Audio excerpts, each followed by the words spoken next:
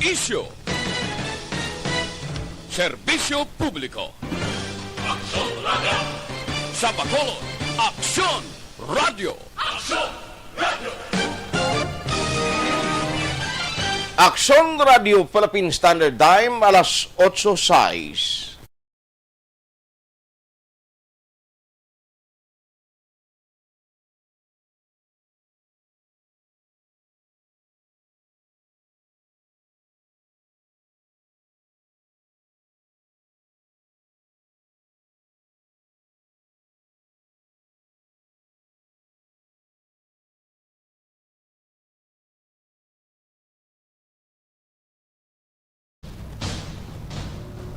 Ang tanan ng mga top stories, interviews, kontrobersyal kag big-time events, fast-paced delivery of news, hard-hitting commentaries, babatian ng isa, Aksyon Hotline. Aksyon Hotline. Aksyon Hotline. Examining major news stories and issues being debated in a marketplace of ideas, public affairs, and current events. Coverage and commentary. Aksyon Hotline. Kapisanan ng mga broadcasters sa Pilipinas. Golden Dove Awardee for Best Public Affairs Program. Aksyon Hotline. Aksyon Hotline. Aksyon Hotline!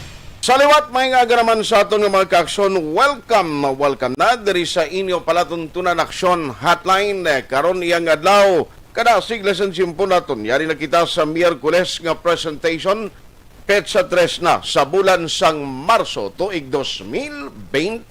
Aksyon Hotline! Kumusta ka mo masuki namon nga matagpalamati sa kahanginan nga nagaupod na diri sa aton sini nga pagpangalagad.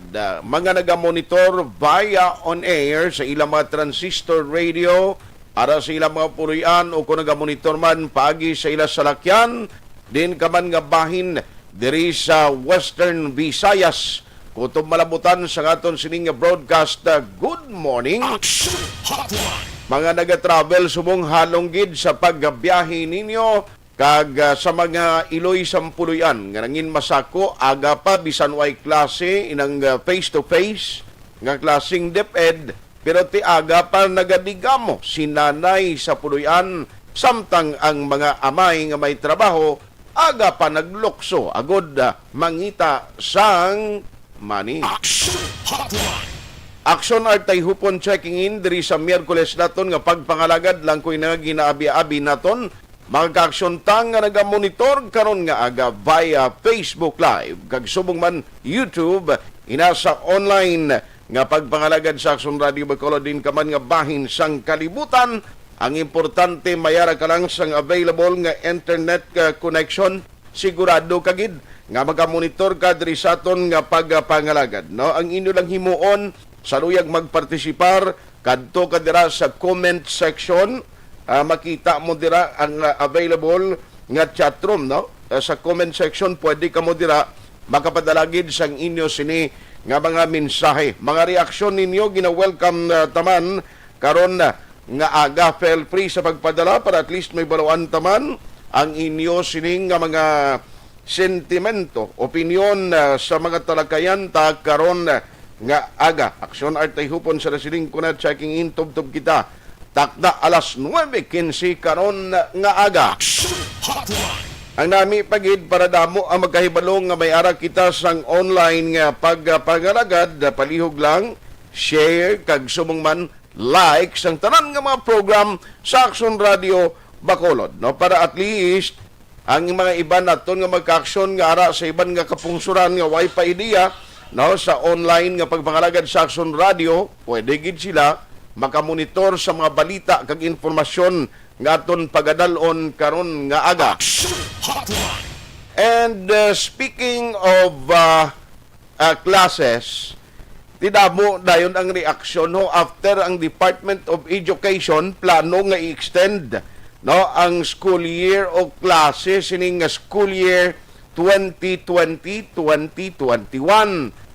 Ang proposal sa Department of Education o ang memo ginapagwa sang DepEd ti instead nga kundi ang usual nga klase hasta lang kung tani kita sa Marso mo sa una, Marso, Abril. Amo nang pinaka-maximum No, nga klase ti bangod sining pandemic.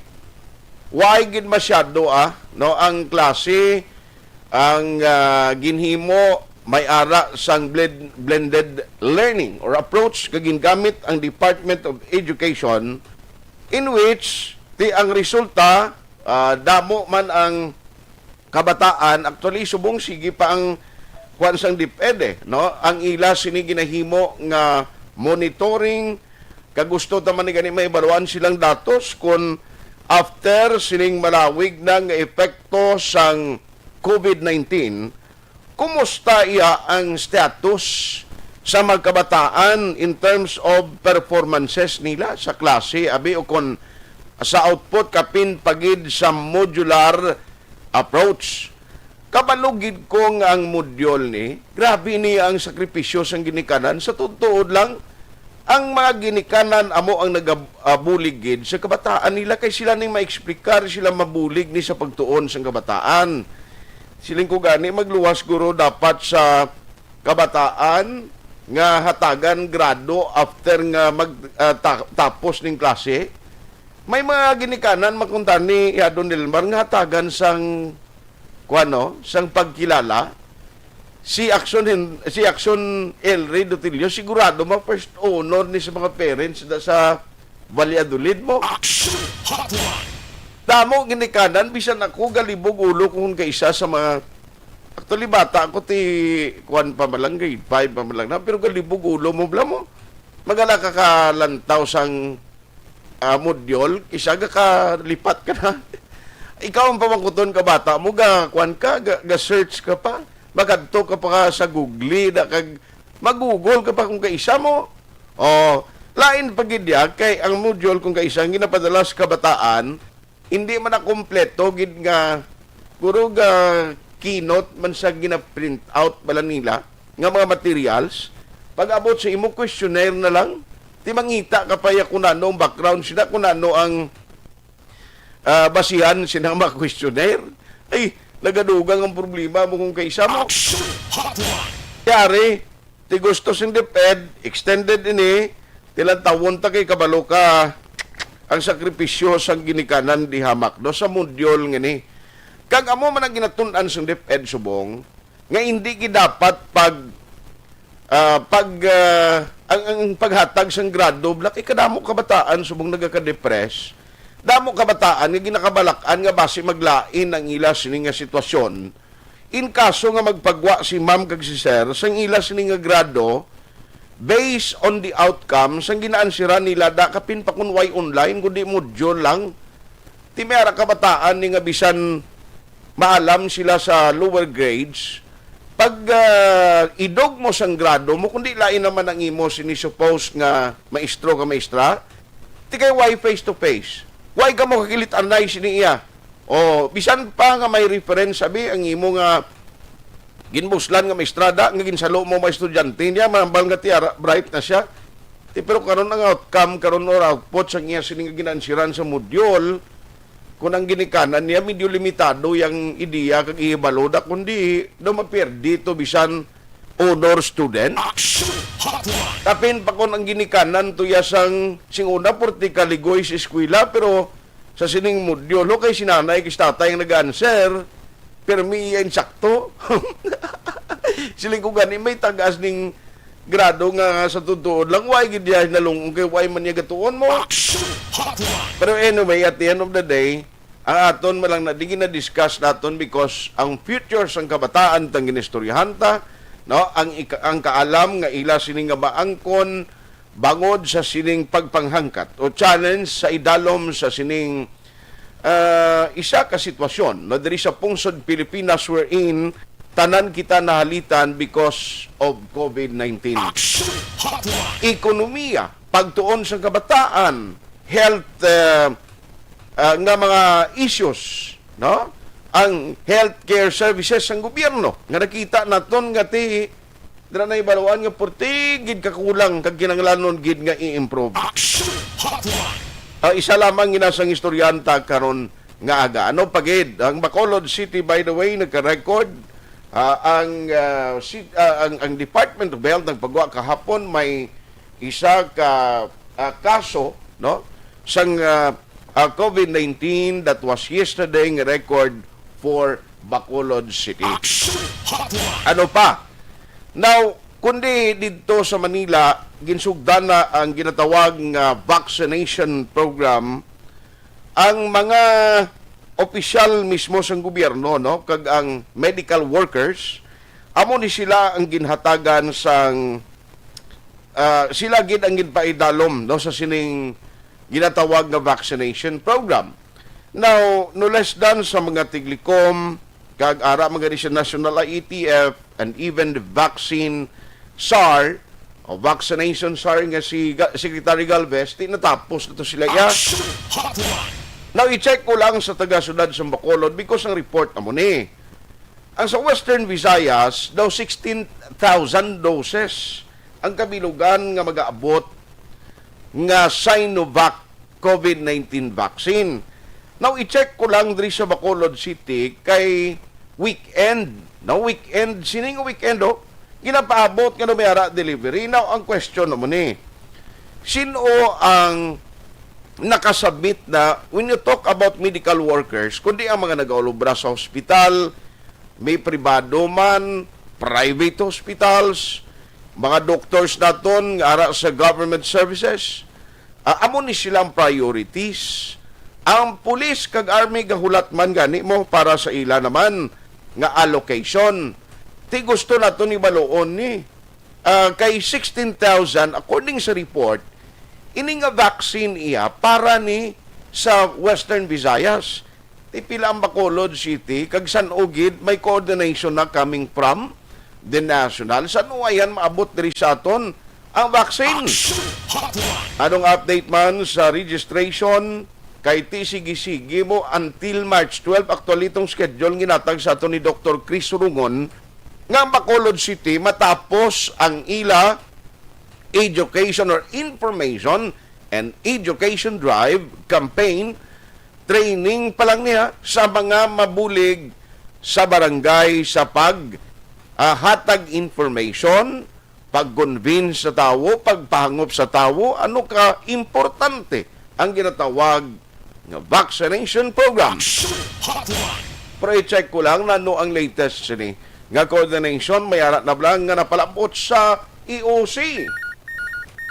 Online sa hotline. Online sa Pagabot kiman sining nga weekend, pilayan ang allocation sa Bacolod, ano ang aton sining preparasyon. Joining us this morning is the Executive Director at the same time City Administrator of Bacolod City.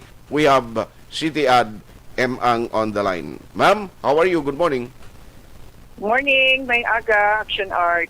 May aga sa tanan nga nagapamati sa mga aga. Salamat gid. No kay damo gid abing nagapamangkot man after nga nagwa ning balita nga sining weekend kundi ang Region 6 Western Visayas daw 16,000 doses ang ginapaabot nga i-deliver sining weekend. Ma'am, for Bacolod City, what was the latest information coming from the national? May allocation kita nga mag-aabot sining weekend? Ang allocation for Bacolod nadala na sa iya sang Western Visayas Action Art kaga subong nga alas 9 sang aga nagpatawag meeting ang regional directors ng DOH para i-discuss ina ang parte sa pag-abot sang allocation sang Bacolod at sang sa region no at dala na ang Bacolod kag kun ano ang mga dapat nihimuon nga preparasyon before mag-abot ina sa Domingo. Scheduled nga arrival ng vaccine is this coming Sunday. So, kung sa Domingo maabot, meaning irikta ni Anay dito sa Department of Health, dito iya sa Regional IATF, before pa dalon diri sa aton. That's correct. Amo nang engine data. And the coordination meeting is today at 9 o'clock. 9 o'clock. Okay. Now, why pagaling ma'am no, ma-stipulate o why pagidya sang plano kung pila ka dose ang o ka doses ang for Bacolod City and then Negros Occidental? Well, pabalo na kami kung ano ang mga institutions nga naka-prioritize base sa information nga ginahatag sa amon sa DOH kahapon, duwa ka hospitals, no, isa ka private hospital, kag ang aton DOH hospital diri sa Bacolod, amo ang mauna nga paghahatagan sang vaccine. Base sa aton okay. nga So master ini sila nga mga listing. hospital was already informed kag nano plastado na ni ang mga listings nga sa mga i-bakunahan. Yes, in fact, ang ginbasihan sang allocation ta ang aton man nga gin-submit nga master listing, no, nga ginhatag sa DOH, kag daraan da sila nagbase kag wala man ta kabalo. In fact, hindi makukaintindi. I need to know later kung anong basis nila nga number one nga adwa lang ka hospital. Correct. Kay gin-submit na to ang master list man sang tanan nga mga health institutions nga ari diri sa Bacolod. So we need to find out. Ang isa ka rason dito is ang inang duha ka hospitals amo ng mga aton primary hospitals for COVID, no, amo nang daw damo sa listahan sa DOH. Okay. Ang damo pasyente sa COVID since the beginning. So Okay. so amo na ang naging tagaan sila siguro priority. Pero why pa ma-sit up subong? Halimbawa, kung ni Sunday maabot, no, ang vaccine, sino ang ma-accept sini paagi na sa EOC, direkta sa mga hospital, or isalon sa CHO, kag butang anay sa City Health Office, ano matabo? Mamuhay pa naman sit up subong? Amo pa nang pag-istoryahan karon na okay. Action Art. Meeting nga ginpatawag ni Regional Director Monicinco. So bali ikaw man to karon ang ma-attend sa meeting. Yeah, and some members of our COVAC. COVA Council. Yes, oo. Aha. So okay, so hindi na lang naton group pag-preempt na kag ilantawon kunano ang mga matabo, hulaton after 9 o'clock and perhaps this afternoon may araw na development. Yes. Kaya actually ang mga nitty-gritty, the mga details karon pa na naton mabalaan. Okay. Ma'am, sige, dra lang ko nagkutob subong, pero partiya sa listing sa ginapatigayon naton gihapon nga registration, what was the latest? I understand last week no may meeting kamo with the Liga ng mga barangay, may mga feedback na pila ka bilog na ginban at least ang registration or registrants in every barangay sa 61 barangays of Bacolod. Hindi pa kumpleto ang initial report na ginhatag sa aton sa COVAC, Action Art, but there is an improvement in the numbers base sa previous weeks nga nabato namon. Of course, mas tayo pag ito ang previous weeks nga nabato natin. There is already an increase, there is an improvement in the numbers. So we are expecting since Ari nag-get ang bakuna, subong, kagdadamo naman sa nagpabakuna, nakita naman wala man sang epekto, gid nga malain.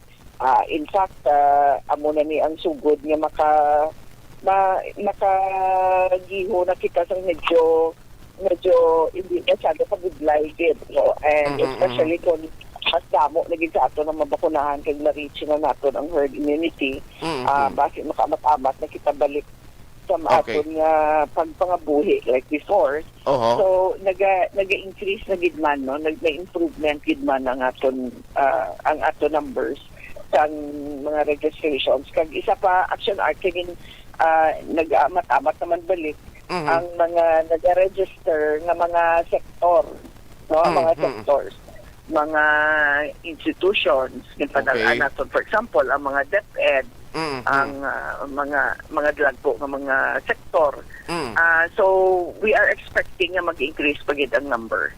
Okay. Pero diri sa aton sa Bacolod City, by the way, ma'am, ang members ng EOC, city officials, or kung why pa magkamugin pangayuan, ma'am, no, kagkaroon pa na i-discuss kung sino yung priority naton nga kung may malakip sa doses isang Sinovac. Well, actually, may ara na kita, bakit sa atin yung submit Action Art na vaccination plan na approved na sa DOH. May ara kita dito nga prioritization na aligned sa pag-prioritize sa ang national government. So, may Okay. kita kung sino. Ang priority number 1, number 2, amo nang ato nga pag-prioritization ni ginhimo. Okay. Base nga tanan sa national government standards kasi ilaman nga proseso. Aha. Anyway, diri kita regulation. Now, anong latest since nga ti Bacolod City damo gyapon bla nagaka-confuse kay ang iban bisan nga kapila naging sulit ni ara naman na post sa PIO, na post sa mga media outlets nga may ang mga guidelines. May mga experience o may mga personal ikaw na nakabaton ka dira nga mga concern coming from especially LSI, ROF, ang OFW daw given naman na ka dito sa Manila pag-abot nila dito direkta na malasla pa uli nga tiway manabudlayan because nga Bacolod and Negros still implementing sining ginatawag nga dapat may RT-PCR test result sa ila pag-travel pakadto diri. Yes. Actually, gintitingan na nagpa-emergency meeting ang regional IATF sa Domingo, Aksyon Art, no? Nag-meeting ang tanan ng mga cities and provinces diri sa Western Visayas nanungod gani sa National IATF Resolution number 101. Kaya may uniform guidelines supposed to be. So, Okay. i-discuss na kag ang agreement nga na-reach dito is in our case yeah, sa Western Visayas, it's status quo kita. That's why we made a clarification. Nag-clarify kita, may mga disseminate kita nga mga information sa pagi sa PIO, sa EOC nga mga Facebook pages, kag sa iba nga media outlets, pati sa aton nga travel requirements. So, ang essentially, ang importante lang nga may balo naton is gina-maintain sang Bacolod ang requirement nga negative RT-PCR test for all travelers. And at the same time, dapat may backtrack ka kag may letter of coordination ka coming from the committee diri sa Bacolod. Essentially, amo na ang mga requirements na kinanglan. Then, of course, may health assessment or may health declaration. Anyway, ining mga health declaration, ma-applyan man ini online. No? So, it's very convenient para sa mga travelers. Okay. Anyway, so para sa ila reference ara man dira no, pwede ba sila maka-visit even sa imo account kuro ara man da available and diri sa amon sa Aksyon Radio na posted man nina para may idea sila sa mga requirements. On that note, ma'am, please keep us posted anong mga result sa meeting nyo sa DOH karon na. Yes, okay, no problem. Salamat, kid. Good morning. You're welcome. You're welcome. May aga man. Aksyon Hotline. Dito lang sa pag-awaton kay Tidugay-Dugay, may ara sila sang virtual meeting. Inayap for Region 6 ha. Sulito naton may allocation. The report nga nagwa 16,000 doses. No? Ina nga allocation for Region 6. Bilog nga Region 6 na siyang 16,000. Galing kay karon mitingan paniho sang regional members sang IATF that includes sa mga representative of different LGUs, mga members sang mga nagauyat halimbawa for Bacolod City may emergency operation center kita diya mo. Aksyon Hotline. Dito na nila i-discuss kung ano ang pagpagwa sini, pilang alokasyon, anong mga dapat himuon. Pero may mga preparation naman kuno Bacolod City para sa sining programa. May obligasyon ko ya daw, tatlo. Ibalikan ko lang niya, dali gid lang man nga kun obligasyon no. Aksyon Hotline 2006 Golden Dove Award for Best Public Affairs Program for Radio.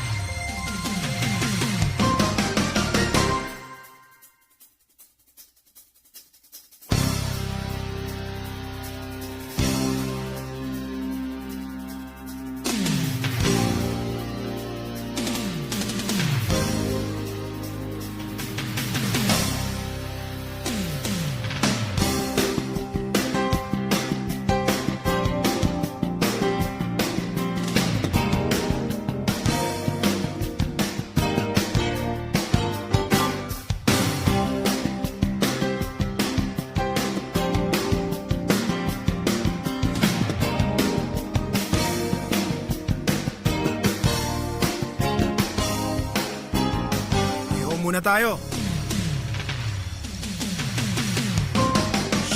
Hotline. Ayos, ate. Karon na lang ha sa mga pamangkot na nugid ang magkaundan sini na mga magkalanabo on Sunday, paano ini-distribute in every LGUs.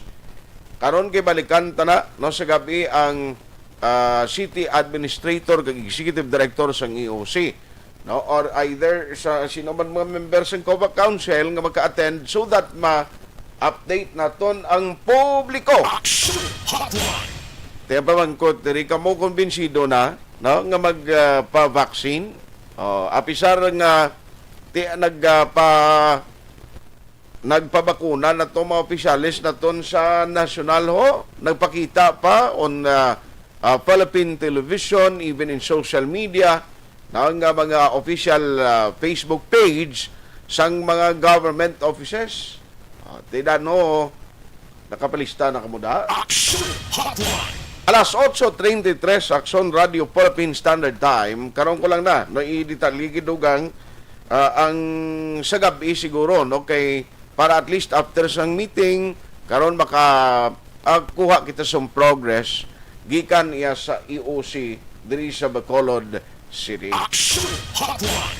Pero ari may importante lang kita nga ipawati sa inyo kay mangin part sa aton program karon nga aga is the former Speaker of the House of Representatives and the Taguig Pateros Representative Alan Peter Cayetano, also a former senator.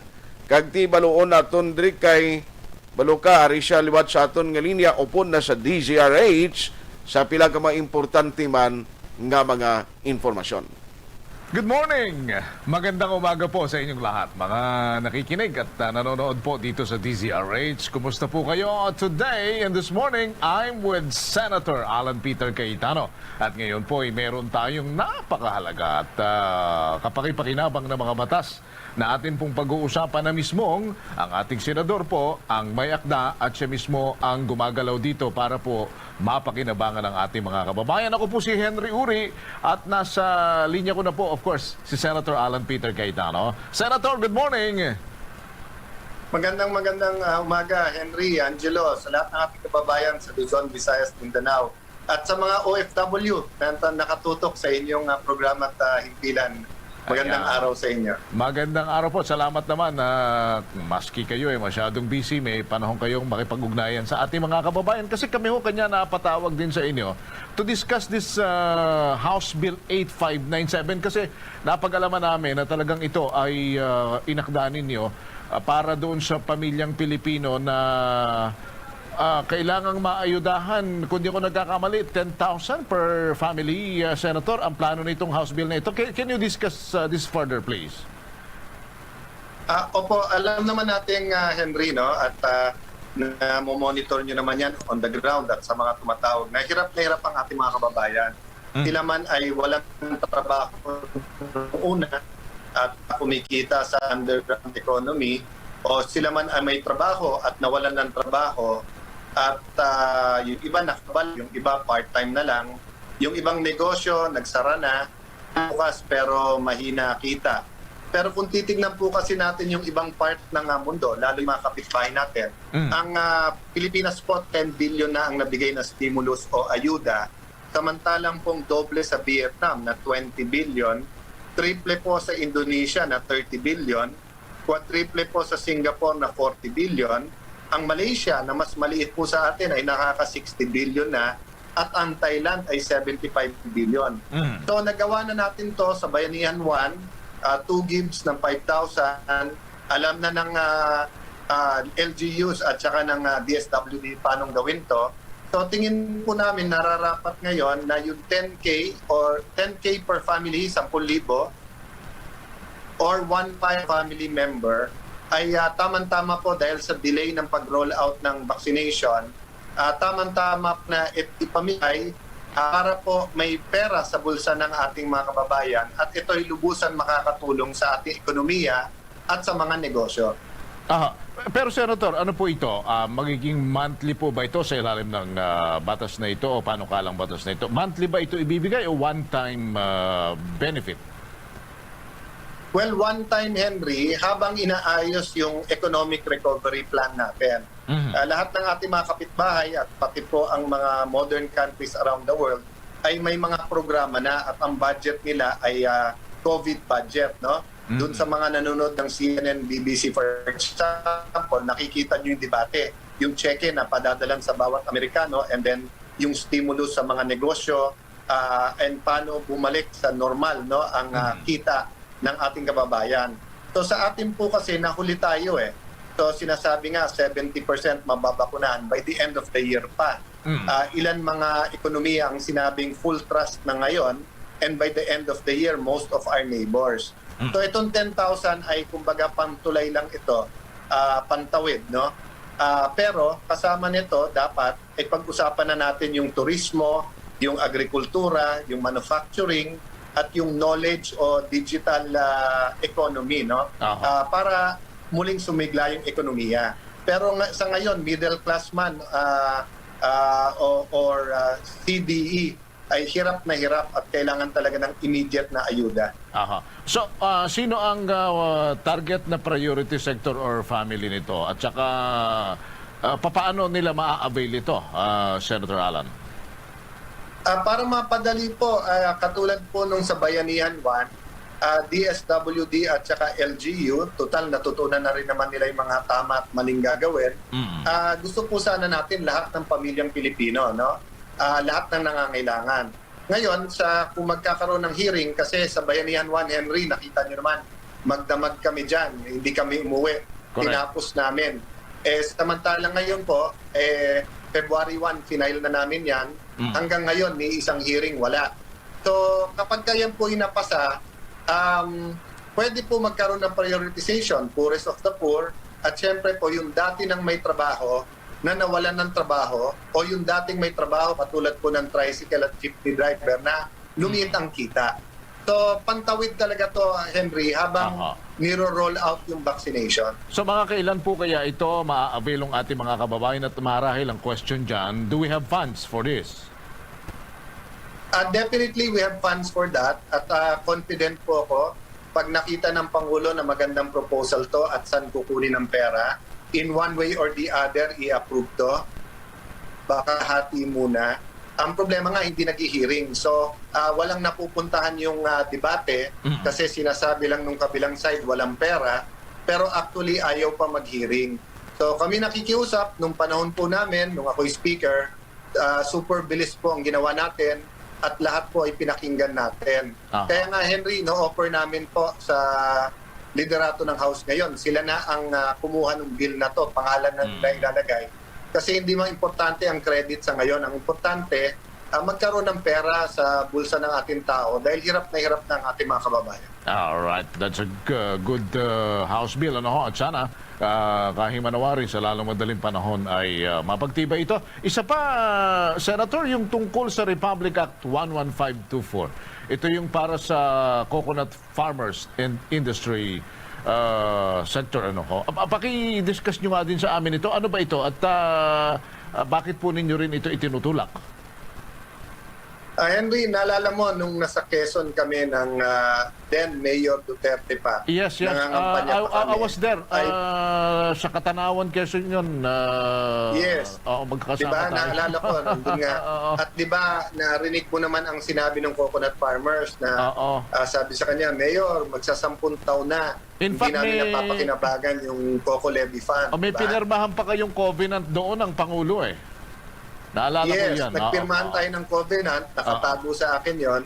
So finally, napasa yung batas. It's not perfect, but it's a giant step forward. So yung 100 billion pesos po, 70 billion in cash and 30 billion in assets, ay meron pong trust fund committee, magagamit na to sa iba't ibang proyekto para sa farmers.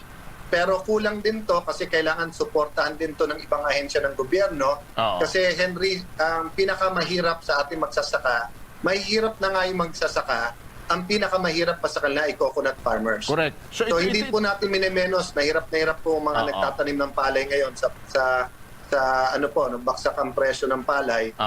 Mga mangingisda natin ay hihirapan din. Pero yung coco farmers talaga natin pinakamahirap. So naghahanap po tayo ng formula tawag ko po ay ATM, no? ATM parang sa bangko, Agriculture, Tourism, Manufacturing, no? At itong pagpirma ng Coconut Trust Fund, no? Coco Levy Trust Fund ay isang step forward and fulfilled promise ng Duterte Cayetano tandem ng 2016. Apo. Senator Alan, Mr. Speaker, ito nga ho yung inaabang ng ating mga kababayan na isa sa masinding ipinangako po ninyo noong 2016. Ang ibig ba sabihin nito, bago matapos ang termino ng Pangulo, ay mapapakinabangan na yung Coco Levy Fund na matagal nang hinahangad ng ating mga magniniyog? Oo po, yung IRR na lang implementing rules ang gagawin. And yung batas mismo ay nakalagay doon kung magkano every year ang pwedeng gamitin at saan gagamitin. Pero definitely yung shared facilities, yung ibang project. Alam mo, Henry, umiikot ako sa buong mundo nung ako'y nasa DFA. Katulad halimbawa ng paggamit po ng iba't ibang produkto sa kanilang bansa at tinutulak talaga nila ay nagiging malaking bahagi ng kanilang kultura at saka negosyo, no? So importante yung research at saka yung scholarship. Research sa coconut. For example, yung coconut oil, napakalaking potential niyan, yung virgin coconut oil sa iba't ibang gamit niya all over the world, no? Pero hindi nabibigyan to ng atensyon, no? And then of course, hindi naman natin gusto na walang option yung mga anak ng mga coco farmers. Kaya yung scholarship na ito, mapapakinabangan din. Baka sabihin nyo po, dun sa batas, libre na yung edukasyon. Tuition lang po ang libre. Ang tuition po at saka ibang gastusin is mga 40% lang ng pag-aaral ng kolehiyo ng mga bata. Ang 60% po, yung pamasahe, yung pong pang-projects, yung pong ibang gastusin nila, no, sa pagkain nila. So napaka-importante pa rin po yung scholarship sa puntong ito. Okay. At ito hoong bagay na ito, sa tingin po ninyo, sa lalong madaling panahon ay matitikman na at siguro sa katuparan na ho para sa pangarap din nga po ng ating mga magniniyog. Well, kaya ako natutuwa na tinanong nyo to, Henry at Angelo, kasi alam nyo naman, pag tinutukan ng media, napapabilis eh. So, ayan na yung batas. So, yung IRR, yung mga ahensya ang gagawa. Umasa ako, dahil COVID po ngayon at kailangan na kailangan, ay mapapabilis talaga ito. Alright. Senator, ano ang panawagan ninyo doon sa, of course, siguro doon sa gumagawa ng IRR at sa iba pang ahensya ng gobyerno? Well, Henry, habang hinihintay namin na mag-hearing ang Kongreso at i-approve tong 10K, nag-decide na kami na magbayanihan. Sabi po sa Biblia, faith without action is dead. Correct. So kami nananalig sa Diyos, nananalig kami magandang proposal ito. Pero inumpisa na rin namin, nag-ambagan kami, and now we're contacting our friends sa business community, mga subdivision sa mga lugar namin na yung homeowners nagtatanong saan pwede tumulong. So kumukuha po kami sa mga nangangailangan ng mga storya nila at nagsimula na kami. So sa lahat po ng gustong makipagbayanihan, hindi na kailangan dumaan sa amin or sa aming tropa, idiretso nyo sa inyong community. Pumanap po tayo ng lubusan nangangailangan. Henry, salamat sa inyong programa at sa inyong ilan sa pagbabantay sa atin at sa pagbibigay ng accurate at tamang balita. At kami rin nagpapasalamat sa inyo at hindi kayo tumitigil na umisip ng mga pamamaraan para po sa ating mga kababayan. Mr. Speaker, Senator, thank you so much. See you again next time. Thank you so much. God bless po. Mabuhay po kayo. Si dating House Speaker at of course Senator Alan Peter Cayetano nakasama po natin ngayong umaga. Maraming salamat po. Ako naman si Henry Uri. Aksyon Radio! This portion is brought to you by Ibuprofen and Paracetamol Alaksan FR. Panalo sa bilis, panalo sa laban, Alaksan FR. This new sponsorship is brought to you.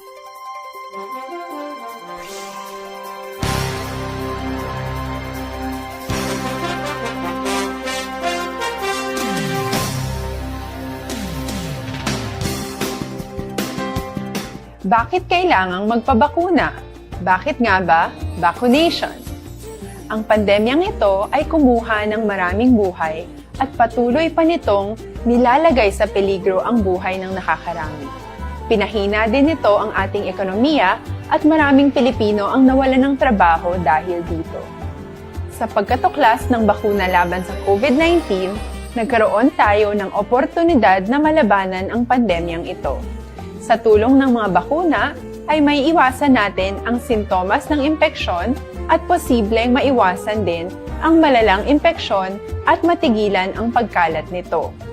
Gayunpaman, gaya ng iba pang mga bakunang ginagamit sa nagdaang dekada, ang abilidad nitong protektahan ang ating komunidad ay tataas lamang kung hindi bababa sa 70% ng ating populasyon ay bakunado.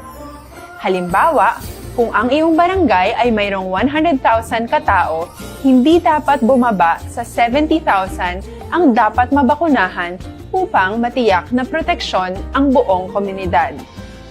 Kaya ating tandaan, ang pagbabakuna ay hindi lamang para sa iyo o sa iyong pamilya. Ito ay para din sa iyong barangay, lungsod at probinsya. Tara, sa Vida Vaccination! Aling mga bakuna ang gagamitin sa Pilipinas? Sa ngayon, may limitadong supply ng bakuna sa buong mundo. Sa katunayan, halos 80% ng stock sa buong mundo ay nabili na ng mga mayayamang bansa. Dahil dito, walang iisang kumpanya ang maaaring mag-supply ng 110 million na bakuna sa Pilipinas, kaya naman nakikipag-usap ang ating gobyerno sa 7 manufacturers. Sinisiguro natin na ang mga bakuna na to ay makakatanggap ng Emergency Use Authorization at kung may EUA sila, doon lamang sila bibilhin at gagamitin ng ating gobyerno para sa ating vaccination program. Nagbibigay ang EUA ng assurance o katiyakan na ang bakuna ay dumaan sa masusing pagsusuri at nirerekomenda ng mga independent na eksperto sa atin. Hindi mo rin kailangan mag-alala. Ang bakuna laban sa COVID-19 ay hindi magbibigay sa iyo ng COVID na sakit. Tara, sa Vida Vaccination! Magkano ang babayaran ko para mabakunahan? Ibibigay ng gobyerno ang bakuna ng libre. Wala kang dapat bayaran para magpabakuna. Tara, sa Vida Vaccination! Sino ang unang makakapagpabakuna? Dahil kailangan nating masiguradong patuloy na makakapagtrabaho ang ating health system para maalagaan tayo, ang mga medical frontliners ang unang makakatanggap ng bakuna. Susunod dito ay yung mga eligible na senior citizens dahil sila ay nasa greatest risk ng severe infection o kamatayan. Alam natin ito dahil sa ating lokal na datos na mas mapanganib ang COVID-19 sa mga matatanda. Ang pagkakasunod-sunod na kung sino ang unang makakatanggap ng bakuna ay natukoy sa tulong ng mga eksperto. Tara, sa Vida Vaccination! Kailan at saan ka dapat magpabakuna? Ang inyong national government ay nakikipag-ugnayan sa mga lokal na pamahalaan upang maihatid ang bakuna sa inyo. Ang lokal na pamahalaan or LGU nyo ang maghahanda ng pagpaparehistro at pag-ayos ng schedule ninyo sa pagpapabakuna. Mangyaring abangan ang anunsyo at instructions na magmumula sa inyong mga mayor or governors ukol dito.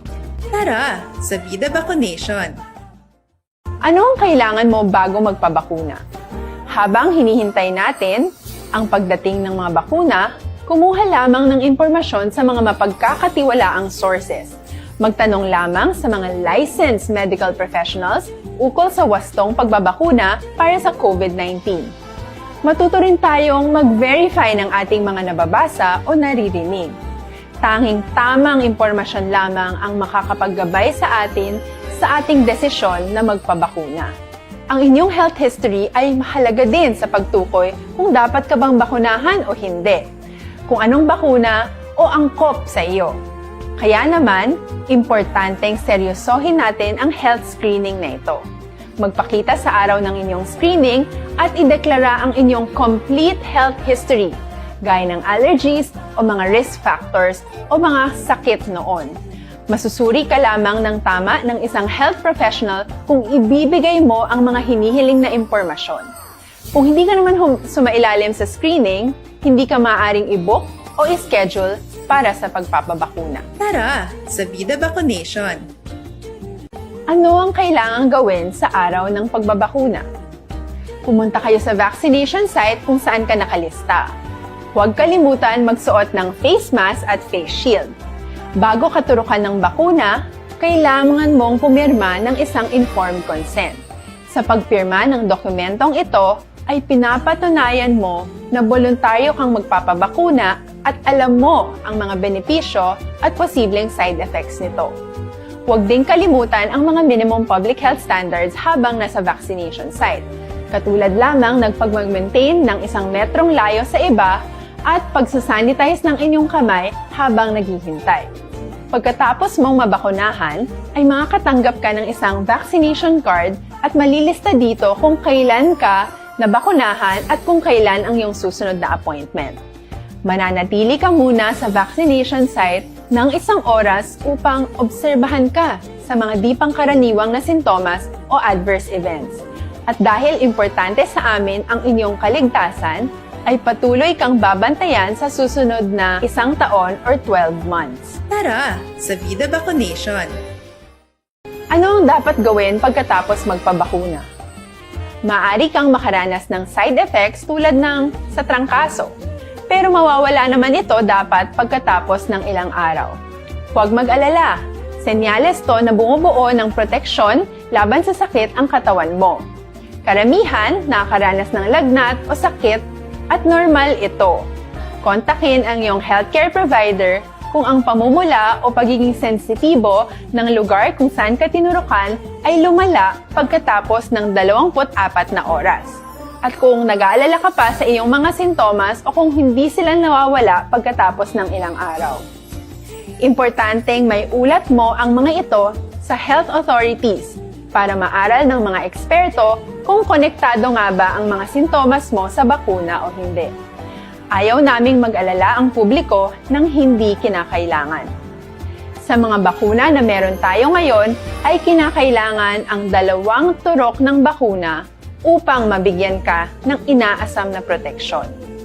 Kailangang magpaturok ka pa rin ng pangalawang bakuna kahit nagkaroon ka ng side effects. Maliban na lamang kung pinayuhan ka ng iyong healthcare provider na ipagpaliban ito. Tara sa Vida Vaccination. Paano ko patuloy na maproprotektahan ang sarili ko at ang aking pamilya?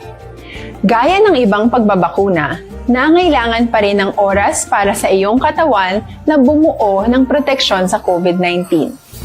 Pero tandaan, ang pagbabakuna ay isa lamang sa maraming mga solusyon laban sa pandemya. Kailangan pa rin natin magpatuloy sa pagsuot ng mga face mask, pagsunod sa 1 meter physical distancing, pag-iwas sa mga kumpulan, at madalas na paghugas ng kamay upang maprotektahan ang inyong sarili at ang inyong pamilya. Tara sa Vida Vaccination. Paano natin masisiguro na ang ibabakuna sa atin ay tunay at mabisa? Ang mga bakuna ay biological products at sensitibo ang mga ito. Maari lang itong magbigay ng proteksyon sa atin kung sila ay authentic o galing sa totoong manufacturer at kung sila ay naitra-transport o nahahatid mula factory hanggang vaccination site sa tamang temperatura. Hindi pwedeng masyadong mainit o masyadong malamig. Kung hindi, pwedeng masira ang bakuna at hindi na ito magiging epektibo. Bagkus, pwede pa itong makasama sa ating kalusugan. Kaya naman, siguraduhin natin na ang bakunang iyong matatanggap ay nagmula sa lehitimong manufacturers at naihatid sa tamang temperatura. Tara sa Vida Vaccination. Bakit kailangang magpabakuna? Bakit nga ba vaccination? Ang pandemyang ito ay kumuha ng maraming buhay at patuloy pa nitong nilalagay sa peligro ang buhay ng nakakarami. Pinahina din nito ang ating ekonomiya at maraming Pilipino ang nawalan ng trabaho dahil dito. Sa pagkatuklas ng bakuna laban sa COVID-19, nagkaroon tayo ng oportunidad na malabanan ang pandemyang ito. Sa tulong ng mga bakuna, ay may iwasan natin ang sintomas ng impeksyon at posibleng maiwasan din ang malalang impeksyon at matigilan ang pagkalat nito. Gayunpaman, gaya ng iba pang mga bakunang ginagamit sa nagdaang dekada, ang abilidad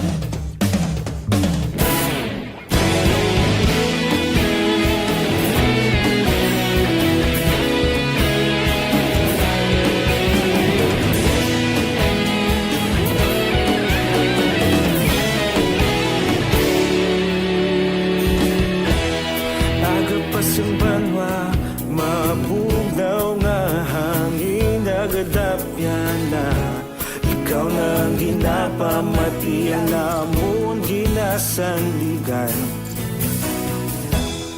Tingog sang probinsya, kamatuuran ginapalap na.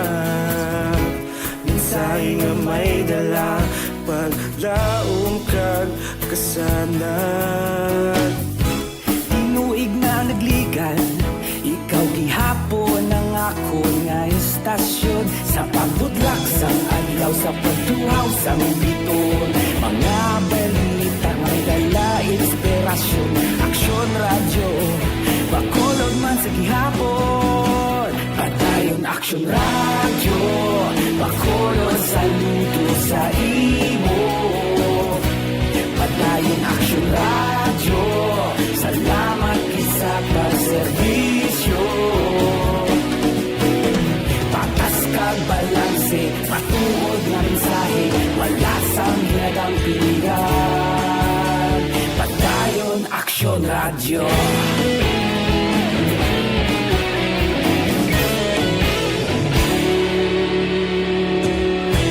Bakolod nun kag Negrosanon, inyong nga pamatian. Istasyon nga nagapalaplag sang kamatuuran. Mabakod nga prinsipyo, reporter handa sa serbisyo. Kahapon, karon kag sa gihapon, kita magapadayon. Tinuig na nagligan, ikaw gihapon ang ako nga istasyon. Sa pagbutlak sang adlaw, sa pagtuhaw sang biton, mga balita na may dala inspirasyon. Aksyon radyo, bakolod man sa gihapon. Padayon Aksyon radyo, bakolod saludo sa imo. Padayon Aksyon radyo, salamat sa pagserbisyo. Patas kag balanse, matuod na mensahe, wala sang ginadampigan. Padayon Aksyon radyo. Una sa balita, una sa aksyon, sa Bacolod Aksyon Radio. Una sa balita, una sa aksyon, sa Bacolod Aksyon Radio. Kita ulog na na'y sinsan ang mga kalintangan. Responsable ang pagbalita, pagdayon na ipalaknan. Malasig pero sigurado, aksyon na may dala pagpalanggan.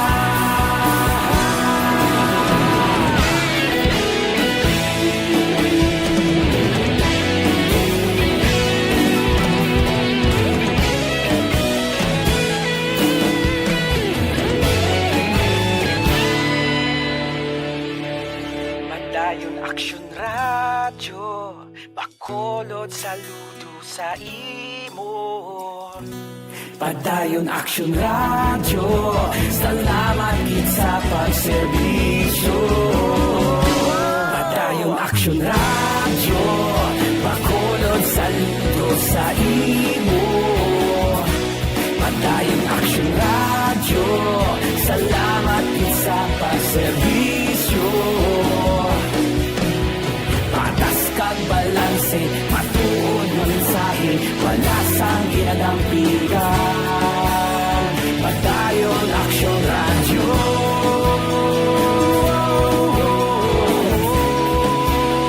Padayon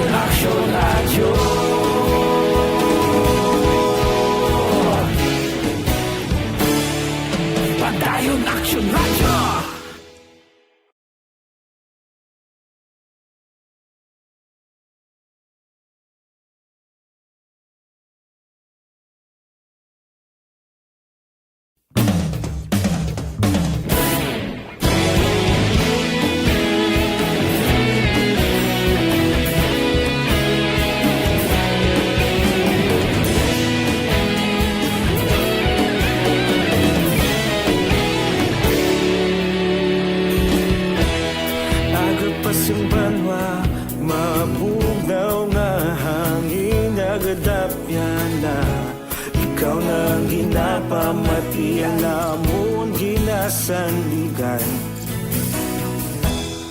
Tingog sang probinsya Kamatuuran ginapalab na Aksyon Radio Philippine Standard Time, alas 9:02 na. Daw ginaunos lang tiyempo tanong, dosing san ulang tanga nag-umpisa. Dayon, narin nakita, final stretch na sa aton nga pagpangalagad. Kay bro Jesse Diquilato, dira sa Bureau of Fire Protection sa area sa Moises Padilla. Good morning, Sir Bong de La Paz. Good morning man, kay paring Chupoy Magbanwa, dira sa Macau, China. Kag sa kay Tita Elma Lusok Polidario, Eva Grades Baterna, araman ka monitor CDRRMO Escalante. Elizabeth Malagag Gamalan, ka monitor man, thank you for listening. Diri sa aton sininga pagpangalagad. Uy, nanoy ning nga nagahuni siya. Kay Jobal Trinidad, nya good morning, always listening. To all the viewers and listeners, good morning man. Dennis Odona Robles Prodigalidad. Silingya, good morning from San Diego, California, USA. Morning, morning, gid. Araman si Ma'am Vanessa Mayo from Minnesota State. God bless and more power. Silingya, good evening sa imo and to all EFC of ARB, Energy Funds Club niya. Thank you, thank you. Elizabeth Malagkagamala, good morning. Lulit Atos Dicayo o Digayo. Christine Minies Villalobos, good morning.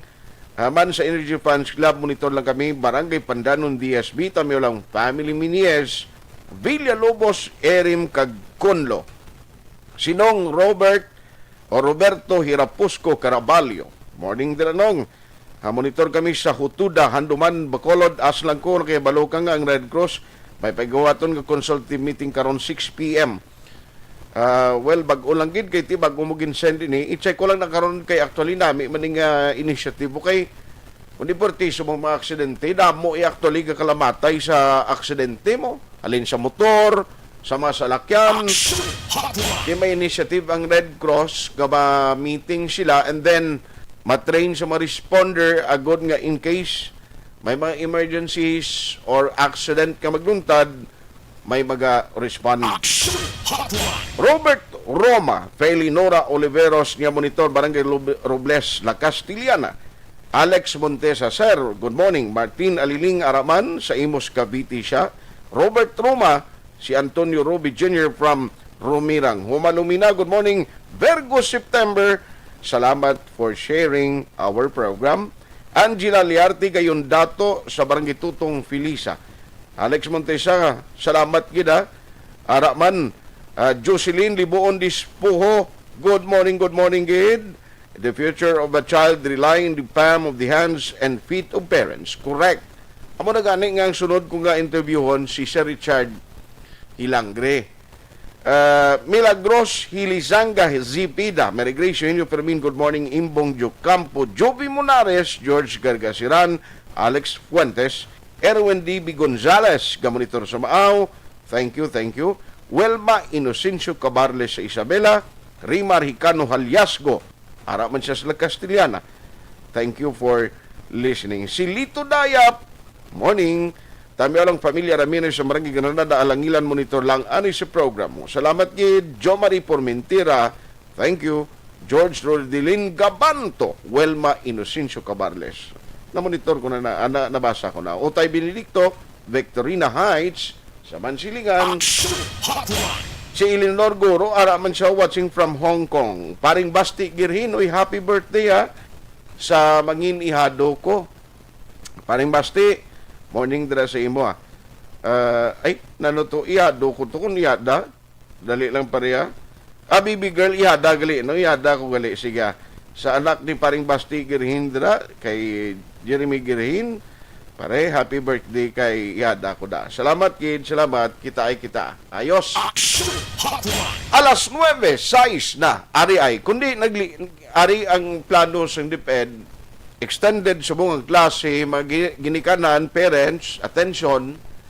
Kabalugig ko nga ining pagtuon sang kabataan subong, isa ini ka-challenge, hindi lang sa mga teachers, kundi mismo sa parents.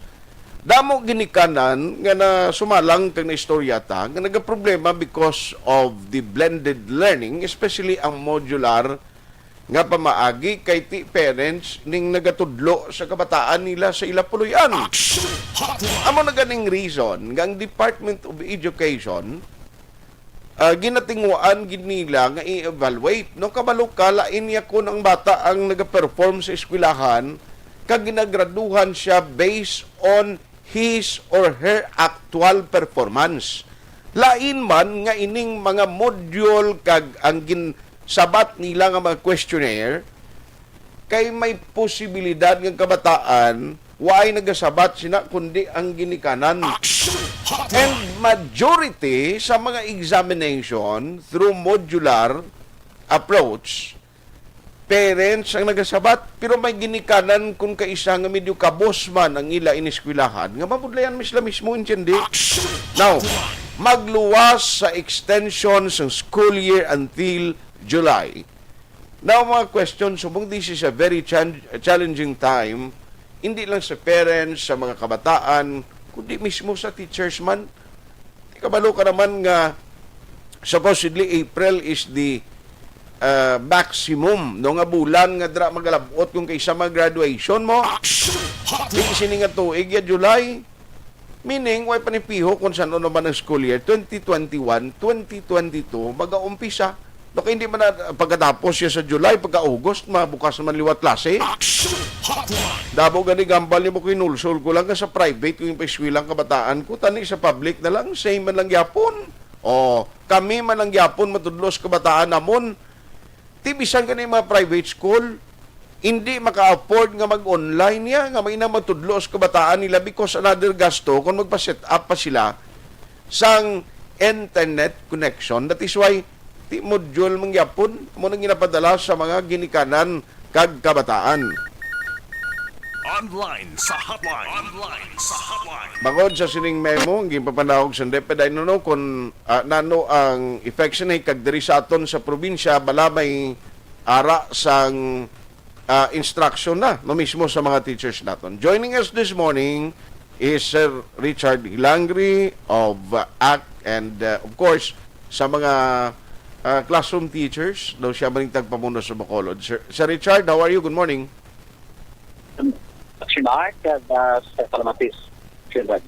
Salamat, gid. Daw nag-fade out ang imong signal. Pero anyway, sir, kumusta? What was the latest man coming from the DepEd? Ang party siya ginapropose nga sa ginaduso no, sa DepEd until July extension ini sang school year, may finality, may mga instruction na mismo coming from the district office ng DepEd Bacolod? Nagpagawa po ng secretary sa adjustment na sang memo about sa ating school calendar. Kaga instead na June 11 ang end of the school year, gin-extend hasta sa July 10. Okay. And then instruction pag dito may in-service training ang aton mga teachers alin sa March 15 to 19. And then ang March 1 to March 12 kuan sa subong i-focus ang mga teachers sa sa mga outcomes, mga performance ng kabataan sa ilang mga outputs kag kundo alang-alang din i-medial sang mga teachers. So, meaning, ligan nga makapasar sa ilang mga grado ng performance okay. Alalayan. So, amo na ang aton nga ginapukusan action art ay nakita sang aton nga mga tagpamuno sang department nga bisan sa Alliance of Concerned Teachers, nag-upod kita ang the best man nga bihikulo sa pagpaalam sa atong kabataan, kundi ang pag-atubang ay isang teachers ng mga estudyante. Correct. Galing medyo hindi pa na nato may kaya wala pa kita sang vaccination na nakuha. Pero buwas, mayroon naman kami ng webinar nga ma-attend naman ang mga teachers kay division na Bacolod yat mag-sponsor sang Ano to sir? Sorry to butt in. Nag-cutting off ang linya mo. Ano tong ginambal mo? May meeting ka mo for ano? May seminar for ano to sir? Webinar boss ang tanang ng mga teachers. Webinar. Okay. As doon sa hapon, pati sa roll-out ng uros ng vaccination. So, mamati. Okay. Pero somehow, going back sa sining proposal, no, until July, extended siya for 1 month. Pero as of the moment, may ara na kita assessment, naka-meeting na ang DepEd Bacolod, nakabalo na kung kumusta ang output, pila ka percentage ng kabataan nga daw non-performing, hindi maayo, since nga there are so many reasons nga ginalantaw ta diri nga pwede mangin factor mo, contributory factor nga apigaw ang performance ng kabataan, which includes no sang kung kaisa kulang man sa ibalo sa parents o kung kinaalam sa pagtudlo sa kabataan nila. May ara na kita sina data so far sir o kung initial. So initial nga data sang hindi ko katag sang hard facts ng gala sang division ng Bacolod City. Pero sa mga upod ng mga principal ka mga teachers, ang first grading ako yung magsala, no? 90% ang so drop out mga Sir, Sir Richard, doon fade out yung mo signal, cutting off. Ga-travel ka, sir? Ari ko dito sa kwan. Why ko ga-travel? Kamusta nga akong pasok? Ara na, okay na. So, 90% ang sa first grading? Oo, sa yung halos tanan na wala ka na problema, gaya maayos. Okay. Do ang enthusiasm nila lang na nadula sila sang pandemic do ara dira. So ini naman sa second grading kay nagtakop ang aton second grading ng February 27. So ginapag-gather naman kung pila ang failures, pila ang na-drop out. So amo pa nagurong i-assess ang aton nga division kay very crucial ng second grading kay sa ako mismo personal nga eksperyensya laban sa mga naganubo kag drop para sa second kag third grading, no? So we hope na minimal sa gihapon, unlike sa ibang nga provinces ay parang daw hindi man masubo sa part sa aton nga mga ginikanan sa mga teachers action heart nga ma-drop ang mga estudyante kag mga failures. Okay. So, kuhaon ta lang ng data, guro, halin gid sa DepEd para sa official record. But, somehow, additional ning trabaho sa inyo, ang extension, no? Pero, ano paglantaw mo sinisir, magkabulig ini, ayan? At, kay, kaya mo na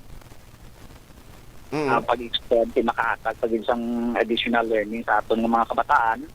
So, ang ginagawa malani sa mga teachers, ang proportional vacation paid lang at sa summer yan, natuon na daya sa kasuguan na may summer vacation sila to. So, why pa na ma-plaster sa DepEd kung paano inaihatag ang direksyon sa mga teachers. So, maka-insindi man ang ato mga teachers there is really an adjustment because of the pandemic, pero we will wait for the final instructions sa DepEd Action Act. Yes. Sige. So anyway, manawag lang ko galing sa imo for some developments ini. Thank you gid for the time ginatag karon nga sa Richard halong kag God bless sa imo. Sige, Action Art, you're always welcome back. Good morning kadiwa. Aksyon Hotline. Pertino, hindi lahog ning nga klase sang sitwasyon, no?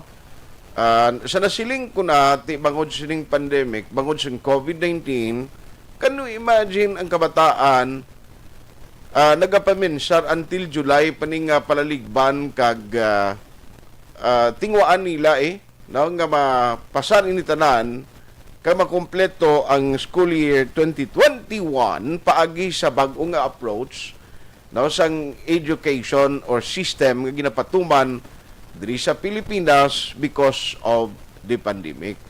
Hindi lang ni sa parents o hindi lang ni sa kabataan, ginikanan. Nga amo niya ang nagapatay-patay, gisalin ka pa sa trabaho, pagpauli mong bata mo, gakakwan sila mo. Ga problema sila sa ngila, sinigin na tamdan mismo nga mga module. Bangon kay lain niya kung nara sa kwarto. May mga, ang teachers, may mga pabaagi, ina. In fact, may mga ara gidya may direct communication nga inang kung may i-clarify, hindi maklaruhan kung sulod sa classroom, lain niya ang approach, kag lain niya ang pagbaton sang bata kung ara mismo sila gatubangay sa maestra ka maestro niya mo. Aksyon Hotline. Tibod lain ni negatibo ang reaksyon actually sa public sa sining plano sang DepEd galing why kita choice. No, why kita choice. Kabay pangapaagi sa sining pagbakuna karon nga ginaumpisanan dito sa Metro Manila o ginaumpisanan diri sa Pilipinas, makabalik kita hopefully by next year para sa normal no nga pag nga sitwasyon naton. At least tanan kita no ang mga teachers makatrabaho sa gusto, gang target nga quality education malabot nila no mahatag sa mga kabataan ta. Aksyon Hotline. Alas 9:18. Aksyon Hotline 2006. Going WID for best public affairs.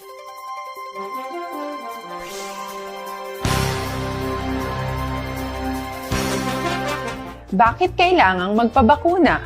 Bakit nga ba? Vaccination. Ang pandemyang ito ay kumuha ng maraming buhay at patuloy pa nitong nilalagay sa peligro ang buhay ng nakakarami. Pinahina din nito ang ating ekonomiya at maraming Pilipino ang nawalan ng trabaho dahil dito. Sa pagkatuklas ng bakuna laban sa COVID-19, nagkaroon tayo ng oportunidad na malabanan ang pandemyang ito. Sa tulong ng mga bakuna, ay may iwasan natin ang sintomas ng impeksyon at posibleng maiwasan din ang malalang impeksyon at matigilan ang pagkalat nito. Gayunpaman, gaya ng iba pang mga bakunang ginagamit sa nagdaang dekada, ang abilidad nitong protektahan ang ating komunidad ay tataas lamang kung hindi bababa sa 70% ng ating populasyon ay bakunado. Halimbawa, kung ang iyong barangay ay mayroong 100,000 katao, hindi dapat bumaba sa 70,000 ang dapat mabakunahan upang matiyak na proteksyon ang buong komunidad. Kaya ating tandaan, ang pagbabakuna ay hindi lamang para sa iyo o sa iyong pamilya. Ito ay para din sa iyong barangay, lungsod at probinsya. Tara, sa Vida Vaccination! Aling mga bakuna ang gagamitin sa Pilipinas? Sa ngayon, may limitadong supply ng bakuna sa buong mundo. Sa katunayan, halos 80% ng stock sa buong mundo ay nabili na ng mga mayayamang bansa. Dahil dito, walang iisang kumpanya ang maaaring mag-supply ng 110 million na bakuna sa Pilipinas, kaya naman nakikipag-usap ang ating gobyerno sa 7 manufacturers. Sinisiguro natin na ang mga bakuna na to ay makakatanggap ng Emergency Use Authorization at kung may EUA sila, doon lamang sila bibilhin at gagamitin ng ating gobyerno para sa ating vaccination program. Nagbibigay ang EUA ng assurance o katiyakan na ang bakuna ay dumaan sa masusing pagsusuri at nirerekomenda ng mga independent na eksperto sa atin. Hindi mo rin kailangan mag-alala. Ang bakuna laban sa COVID-19 ay hindi magbibigay sa iyo ng COVID na sakit. Tara, sa Vida Vaccination! Magkano ang babayaran ko para mabakunahan? Ibibigay ng gobyerno ang bakuna ng libre. Wala kang dapat bayaran para magpabakuna. Tara, sa Vida Vaccination! Sino ang unang makakapagpabakuna? Dahil kailangan nating masiguradong patuloy na makakapagtrabaho ang ating health system para maalagaan tayo, ang mga medical frontliners ang unang makakatanggap ng bakuna. Susunod dito ay mga eligible na senior citizens dahil sila ay nasa greatest risk ng severe infection o kamatayan. Alam natin ito dahil sa ating lokal na datos na mas mapanganib ang COVID-19 sa mga matatanda. Ang pagkakasunod-sunod na kung sino ang unang makakatanggap ng bakuna ay natukoy sa tulong ng mga eksperto. Tara, sa Vida Vaccination! Kailan at saan ka dapat magpabakuna? Ang inyong national government ay nakikipag-ugnayan sa mga lokal na pamahalaan upang maihatid ang bakuna sa inyo. Ang lokal na pamahalaan or LGU nyo ang maghahanda ng pagpaparehistro at pag-ayos ng schedule ninyo sa pagpapabakuna. Mangyaring abangan ang anunsyo at instructions na magmumula sa inyong mga mayor or governors ukol dito. Tara, sa Vida Vaccination! Ano ang kailangan mo bago magpabakuna? Habang hinihintay natin ang pagdating ng mga bakuna, kumuha lamang ng impormasyon sa mga mapagkakatiwalaang sources. Magtanong lamang sa mga licensed medical professionals ukol sa wastong pagbabakuna para sa COVID-19. Matuto rin tayong mag-verify ng ating mga nababasa o naririnig. Tanging tamang impormasyon lamang ang makakapaggabay sa atin sa ating desisyon na magpabakuna. Ang inyong health history ay mahalaga din sa pagtukoy kung dapat ka bang bakunahan o hindi, kung anong bakuna o angkop sa iyo. Kaya naman, importanteng seryosohin natin ang health screening na ito. Magpakita sa araw ng inyong screening at ideklara ang inyong complete health history, gaya ng allergies o mga risk factors o mga sakit noon.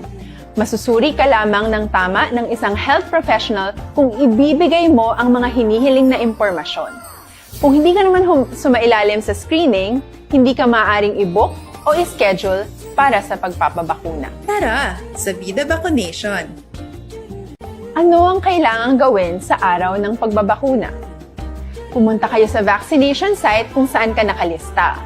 Huwag kalimutan magsuot ng face mask at face shield. Bago ka turukan ng bakuna, kailangan mong pumirma ng isang informed consent. Sa pagpirma ng dokumentong ito, ay pinapatunayan mo na voluntaryo kang magpapabakuna at alam mo ang mga benepisyo at posibleng side effects nito. Huwag din kalimutan ang mga minimum public health standards habang nasa vaccination site. Katulad lamang nagpag-maintain ng 1 metrong layo sa iba at pagsasanitize ng inyong kamay habang naghihintay. Pagkatapos mong mabakunahan, ay makakatanggap ka ng isang vaccination card at malilista dito kung kailan ka nabakunahan at kung kailan ang iyong susunod na appointment. Mananatili ka muna sa vaccination site ng 1 oras upang obserbahan ka sa mga di pangkaraniwang na sintomas o adverse events. At dahil importante sa amin ang inyong kaligtasan, ay patuloy kang babantayan sa susunod na 1 taon or 12 months. Tara, sa Vida Vaccination! Ano ang dapat gawin pagkatapos magpabakuna? Maaari kang makaranas ng side effects tulad ng sa trangkaso, pero mawawala naman ito dapat pagkatapos ng ilang araw. Huwag mag-alala, senyales to na bumubuo ng proteksyon laban sa sakit ang katawan mo. Karamihan nakakaranas ng lagnat o sakit at normal ito. Kontakin ang iyong healthcare provider kung ang pamumula o pagiging sensitibo ng lugar kung saan ka tinurukan ay lumala pagkatapos ng 24 na oras. At kung nag-aalala ka pa sa iyong mga sintomas o kung hindi sila nawawala pagkatapos ng ilang araw. Importanteng may ulat mo ang mga ito sa health authorities para maaral ng mga eksperto kung konektado nga ba ang mga sintomas mo sa bakuna o hindi. Ayaw naming mag-alala ang publiko ng hindi kinakailangan. Sa mga bakuna na meron tayo ngayon, ay kinakailangan ang 2 turok ng bakuna upang mabigyan ka ng inaasam na proteksyon. Kailangang magpaturok ka pa rin ng 2 bakuna kahit nagkaroon ka ng side effects. Maliban na lamang kung pinayuhan ka ng iyong healthcare provider na ipagpaliban ito. Tara, sa Vida Vaccination!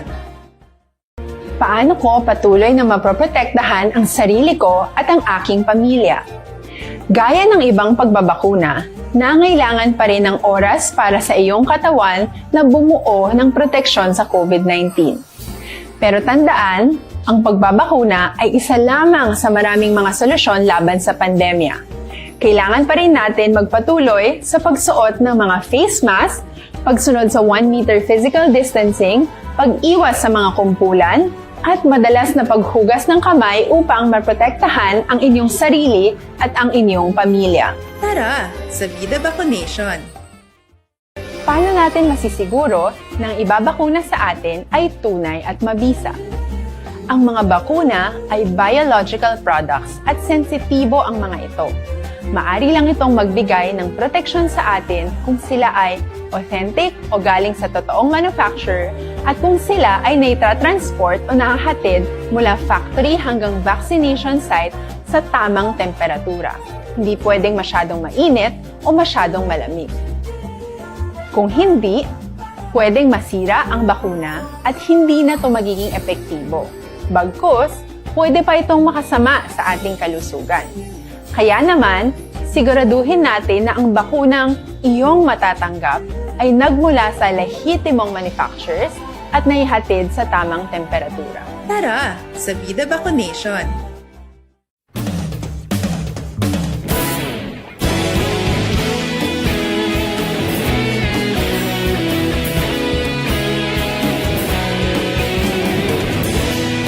This time check is brought to you by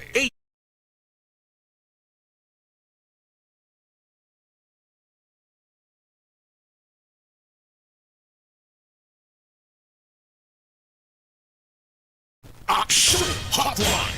Ay, gusto ko pa galing tiyempo ta, do hindi ginbag-tugot, no? Umpisa na niya. Kabalo ka, election fever is just around the corner. Babatyagan ta na, no? Apo gina, 2022 election, puwerte. Ang Commission on Elections, kambal, hindi taman na ma-regulate pa. No? Bisan na, anong panginahimo nila na kinabitay sa mga poster, hindi mo na violation. Aksyon Hotline. Ang panumdum ko lang sa inyo, Ari, ay Hotline.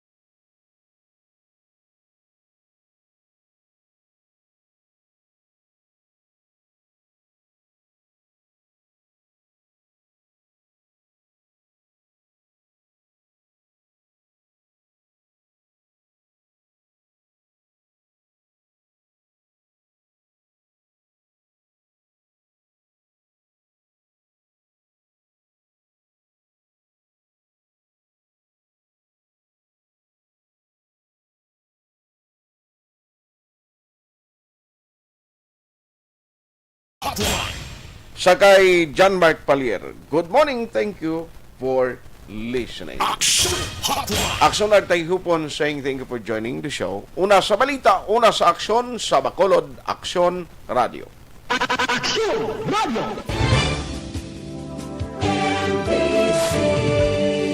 Manila Broadcasting Company. Sa balita, komentaryo, issue, serbisyo publiko. Aksyon Radio. Sa Bacolod, Aksyon Radio. Aksyon Radio.